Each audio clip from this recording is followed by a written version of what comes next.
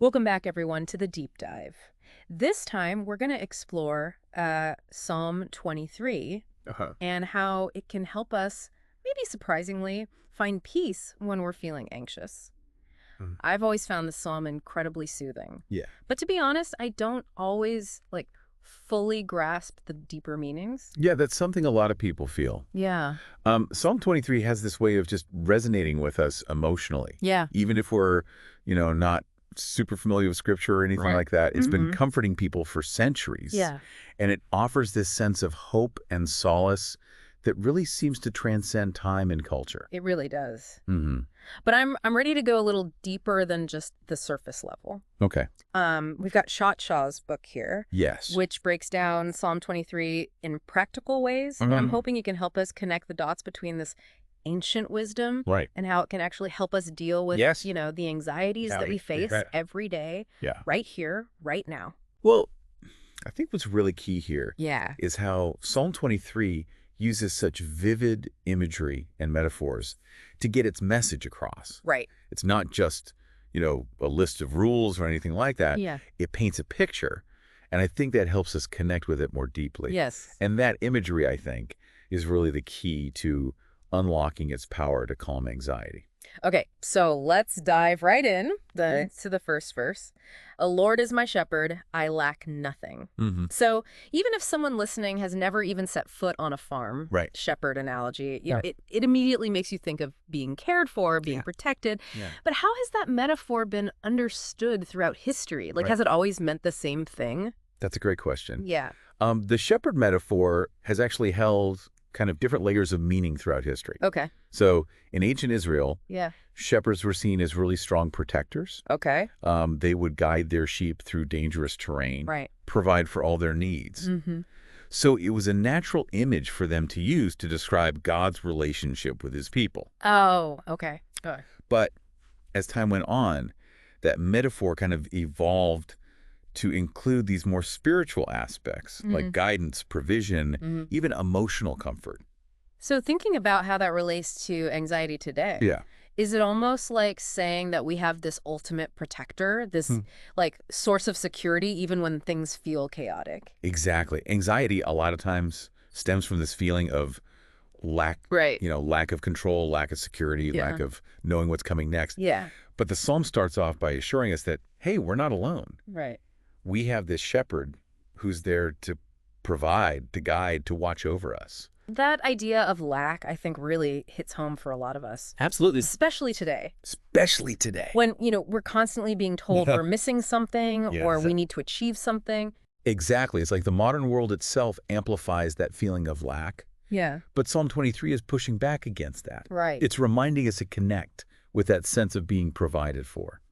Okay. And then it goes on to describe, green pastures and quiet water. Beautiful imagery, right? It's so tranquil. Yeah. It's almost like the opposite of how anxiety feels. It is. Right. And that contrast is intentional. Okay. So green pastures, like back then, they weren't just pretty scenery. Right. It was essential for the sheep's survival. Yeah. It represented nourishment and abundance. Okay. Quiet waters provided refreshment and a sense of calm. Okay. So these images are pointing us toward what we truly need to find peace, even today. Are you saying we need to literally be surrounded by nature to Mm. find that peace? Because not all of us have green pastures in our backyards. Not necessarily. Yeah. While nature can be, incredibly restorative, Yeah. the psalm is speaking to a deeper need. Yeah. So green pastures can represent anything that nourishes your soul.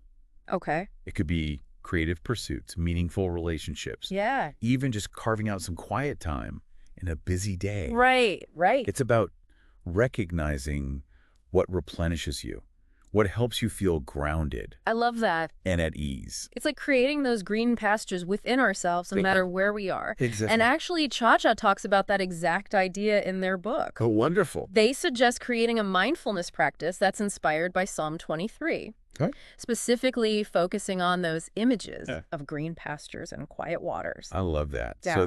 So they suggest, as you breathe in, Mm-hmm. you imagine you're inhaling the peace and stillness of those green pastures and quiet waters. Wow. And as you exhale, You imagine you're releasing any tension or anxiety, Oh, wow. like you're handing it over to that shepherd to carry for you. It's such a simple but powerful visualization. It is. It is. It's like a mini vacation for your mind.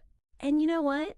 It makes me realize that even though Psalm 23 is thousands of years old, Right. it has these surprisingly practical tools for dealing with modern anxiety. It absolutely does. And that's just the beginning. Okay. As we go deeper into the psalm, Mm-hmm. I think we're going to uncover even more of these gems of wisdom Okay. that can help us navigate the complexities of modern life with more peace Yeah. and clarity. Okay. It really is amazing how, like, a simple breathing exercise can just kind of evoke those peaceful images Right. and shift our whole mindset. Totally. And that's kind of the beauty of Psalm 23, you know? Yeah. It speaks to both our emotional and our spiritual needs. You're so right. Mm-hmm. And speaking of spiritual needs, Okay. the next line says, he refreshes my soul. He guides me along the right paths for his name's sake. Mm-hmm.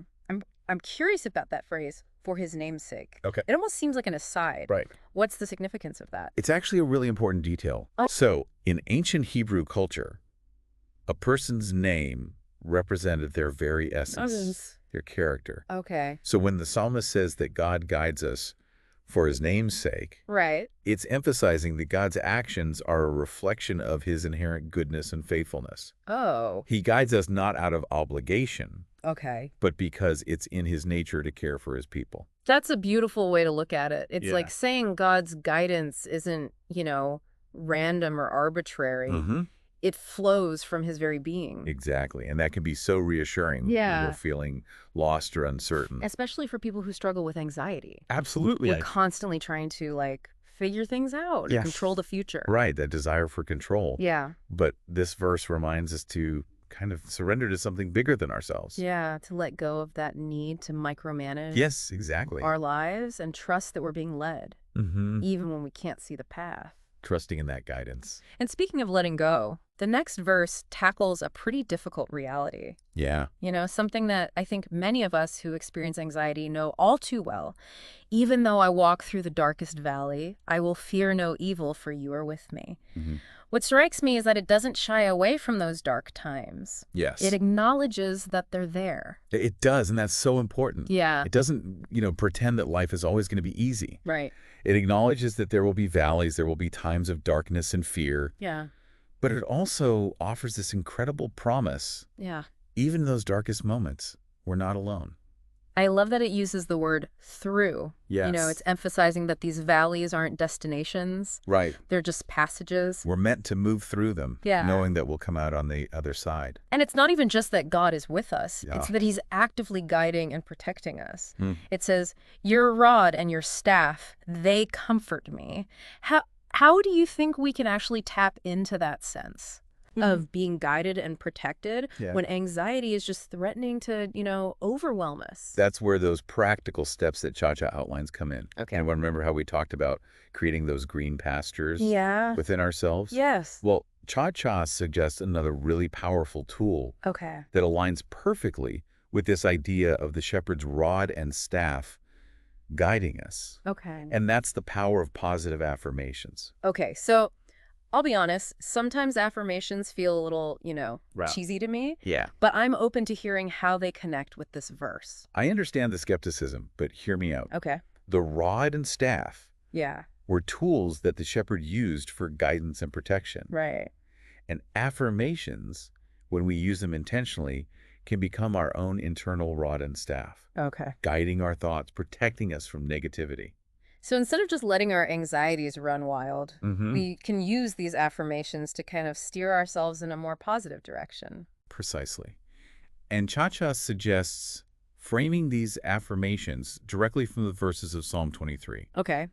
So instead of just these generic statements, you're drawing on the specific imagery Right. and the promises of the psalm. So instead of just saying, I am strong, Right. you could say, I am guided and protected by the shepherd. Exactly. Or even in difficult times, I am not alone. Yes. It's like we're taking those ancient words Yeah. and making them our own personal, mantras. Exactly.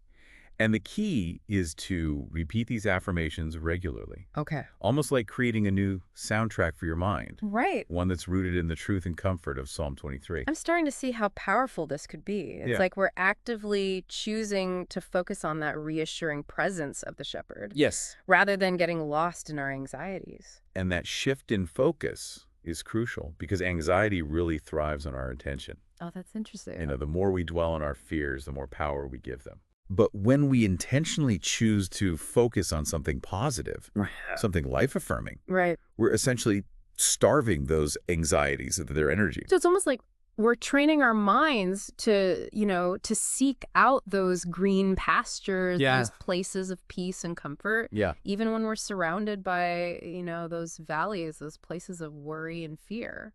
That's such a great way to put it. Yeah. And it brings us to what I consider to be one of the most powerful Okay. and perhaps most misunderstood verses in Psalm 23. Okay. You prepare a table before me in the presence of my enemies. You anoint my head with oil. My cup overflows. This one always throws me off a little Yeah. because it seems almost aggressive, talking about enemies. Yeah. We're trying to cultivate peace. Right. What's going on here? It's definitely a verse that challenges our modern sensibilities. Right. But remember, this was written in a time and culture where conflict was a constant reality. Right. So the enemies here aren't necessarily like literal armies. Mm. They represent anything that opposes our well-being, Okay. whether that's, external challenges or negative thoughts, Right. or even those anxieties that keep us from living fully. So it's like saying even when we're surrounded by these enemies, these things that threaten our peace, Yeah, we're still being taken care of. exactly. The image of a table being prepared suggests abundance, provision, even celebration. Oh, wow. It's an act of defiance against those forces that try to diminish us. That's powerful. And then the anointing with oil symbolizes blessing, healing, and consecration. Okay, so it's not about like ignoring the challenges. Right. It's about choosing to focus on the abundance and the blessings that are still present, Exactly. even in the midst of those challenges. Precisely. It's about cultivating a mindset of resilience, Mm-hmm. knowing that even when things are tough, we're still being provided for, we're still being blessed. And it even says, my cup overflows. So it's not even just about having enough. It's about having more than enough. Abundance, yeah. It's like those anxieties, the ones that tell us we're lacking or we're not enough, Yeah. they're being drowned out by this like overwhelming abundance of goodness and blessing. That's a powerful image. And that's where gratitude comes in. Okay. Cha-Cha really emphasizes the importance of recognizing and appreciating Mm-hmm. those overflowing cups in our lives. Mhm. And they suggest keeping a gratitude journal specifically focused on the blessings highlighted in Psalm 23. So instead of just listing like generic things we're grateful for, Right. we're actually using the imagery of the psalm as prompts. Yes, exactly. That's such a cool idea. Could you give us an example? Absolutely. One prompt could be, reflecting on the image of the shepherd. What guidance or support are you grateful for today? Okay. Or thinking about the overflowing cup. What abundance in your life, big or small, are you grateful for right now? I love that. It's like we're taking those ancient metaphors Yeah. and using them as lenses Yeah. to view our own lives through. Makes sense. It's about finding those green pastures and those overflowing cups Mm-hmm. in our own everyday experiences. And as we do that, our perspective starts to shift. I We see. begin to see the world and ourselves Yeah. through a lens of abundance rather than scarcity. Wow. And that, I believe, is one of the most powerful antidotes to anxiety. It's like we're replacing that anxious voice that says, I lack, Right. with a grateful voice that says, I have more than enough. Exactly. And that brings us to the final verse of Psalm 23. Okay. Surely your goodness and love will follow me all the days of my life, and I will dwell in the house of the Lord forever. There's just such a sense of peace and security in those words. Right. It's like knowing that no matter what happens, no matter what life throws at us, we have this like unshakable foundation of love and goodness supporting us. It is. And that's the ultimate message of hope that Psalm 23 offers. Okay. That we're not just cared for in this moment, but that we're eternally loved and cherished. I think that's what resonates with people so deeply, whether they're, religious or not. It's like it speaks to this universal longing for belonging, for connection, Yeah. for something that transcends our everyday anxieties. And that final image of dwelling in the house of the Lord, Mm. it invites us to create that sense of dwelling within ourselves Right. to cultivate that inner sanctuary of peace and stability no matter what's happening around us. What a beautiful way to sum it up. Yeah. So it's not just about reading Psalm 23. Right. It's about embodying it, Living it. letting its wisdom guide our thoughts and our actions, and ultimately our experience of the world. Beautifully said. This has been such an insightful deep dive. It has. I really appreciate you joining us today. Thank you for having me. And we encourage all of you listening to, revisit Psalm 23 in the show notes. Yes. And really explore how its wisdom can help you find those green pastures of peace in your own lives. Yes. Until next time.